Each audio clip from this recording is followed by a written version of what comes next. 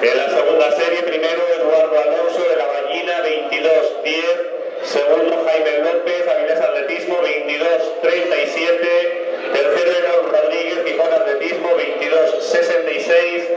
Cuarto Rubén Díaz, Estadio Gijón, 22-99.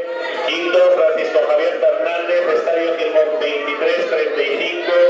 Sexto Javier Hurtado, Avilés Atletismo, 23-65. Y séptimo Gabriel Martín de la Atlética Avilesina, 23-93.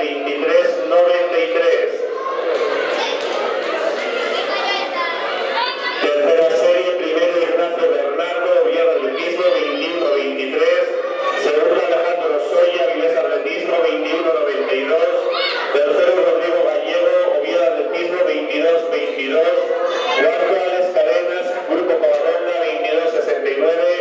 Quinto Iker Agoli de la Santina, 23-99.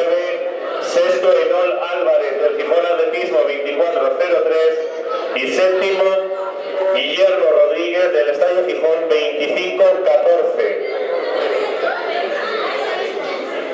Cuarta serie, primero Ignacio Torre, Oviedo Atletismo, 19-24. Segundo Marcos Vélez, recta final Toscap, 20-04. Tercero Pablo Rodríguez de la Atlética Avilesina, 20-60. Cuarto Alex Pladut, Estadio Gijón, 21-34. Quinto Nacho Puján del Atlético Lugones, 21-45. Sexto Álvaro Sacristán de la Atlética Avilesina, 25-26. Séptimo Juan García de la Atlética Avilesina, 27-19.